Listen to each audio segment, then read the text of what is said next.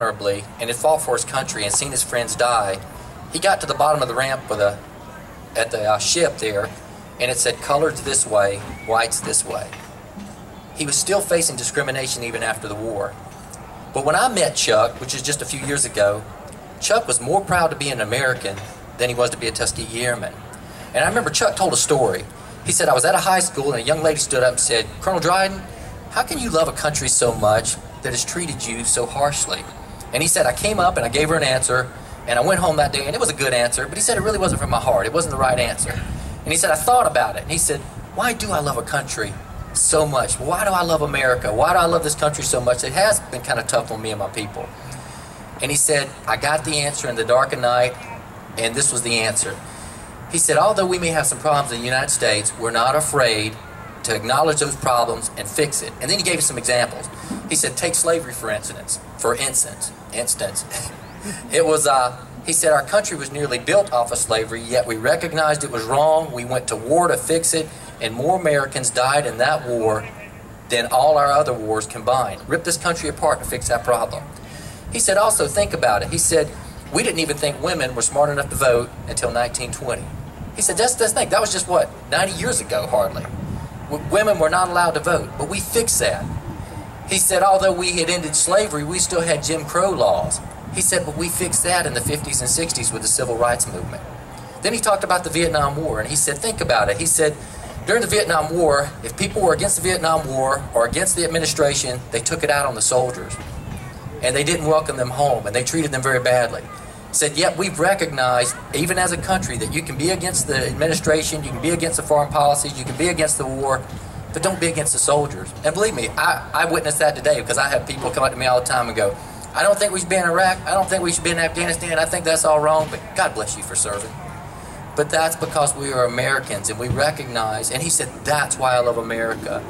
That's why I want to be an American, because we're not afraid to recognize when we do things wrong and then fix them. And I just want to tell you one more story about what being an American is and why I think it's so unique and what's so great about you today. I was in Bosnia in 1995 flying helicopters. It was Christmas Day. My helicopter had a mechanical problem, and I had to land it. I had to land it in bad guy country, the zone of separation. And what we were told when we went into Bosnia, we'd only been there 4 days. It was a pretty bad place because we were there in December, and the July before we went in the town of Srebrenica, the Serbs had moved in and taken 10,000, had moved in the town of Srebrenica, disarmed the Dutch peacekeepers, and then had rounded up every male in that city. Every father, grandfather, and son, took them out to the forest and executed them to the tune of 10,000 people. We don't know the exact number. Just think about that. That would be like moving into Canton and killing every male in Canton. It was a very bad place to be. And I remember they told us when we got there, they said, you need to consider everybody an enemy. You need to consider that no other country has been mined as much as that country, so don't ever step anywhere that's not on pavement. If you're outside, consider that a sniper's probably looking at you and getting ready to shoot you. And I thought, man, this is a bad place we're going into. In fact, they told me for the rules of engagement, they said shoot first and ask questions later. And I thought, that is the most loose rules of engagement I've ever gotten going into any conflict. Well, anyways, my helicopter went down on Christmas Day, and I was in bad guy land, and I was a flight of 2 helicopters, and the other helicopter flew overhead for a while, providing us top cover, but then they had to get back because they were running out of gas. So we loaded everybody up on that helicopter, except me and one crew chief, and that helicopter flew over the horizon. And I remember I had not seen a soul until that helicopter flew over the horizon, and then apparently the people had been watching us, and they started coming down out of the wood lines with their weapons. And they weren't soldiers, they were locals. And I remember thinking, what are we going to do now? Are these guys friendly or not? I told my crew chief, I said, you stay here at the helicopter, I'm going to go out here and stop them before they can get to us. And he said, what am I to do? And I said, well, you'll know what to do by how they treat me when I stop them out there. So I went out there and I stopped them. They kind of lowered their weapons, but they were kind of real standoffish. I couldn't speak Bosnian, they couldn't speak English, we could both speak a little German. I could tell they were very inquisitive. I wasn't, of course, wearing a uniform like this, didn't have an American flag on or anything like that. I was wearing a flight suit with a whole bunch of gear. They didn't know where I was from. I remember I took them down to the helicopter, and I took them to the tail boom of the Black Hawk. On the back of the Black Hawk, in little writing, because we don't really like to advertise it, we write U.S. Army. And when they saw U.S., their whole countenance changed.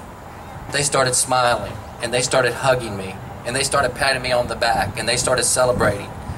And that's when I realized the reason why they were doing that is because they knew we were here to stop the fighting. And that's what America represents to the world. We don't go conquer, we go and liberate. That's what this country does. We're one of the few countries in the world that will shed our own blood for another people. And that was Christmas Day, and I didn't have any turkey, and I didn't have any presents, and I didn't have any Christmas tree, and I was standing in the mud in a foreign country, but it was the best Christmas I've ever had because I finally realized what being American was all about. And that's what you're going to become today. You're going to join this team.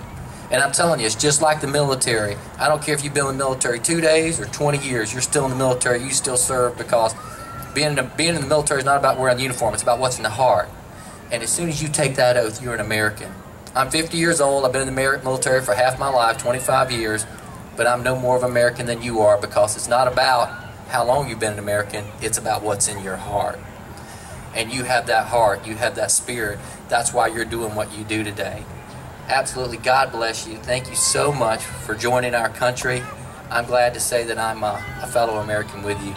And thanks, Mike, for allowing me to come here today.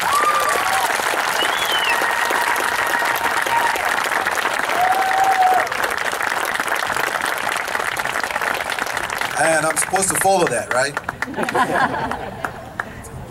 I guess I didn't make this stand for somebody as tall as I am, right? How's everyone doing today? You guys excited to be here? Yeah. I can't hear you. You excited to be here? Yeah. Okay. Maybe what we'll do is I'll have you guys go back and retake the test. Does that work?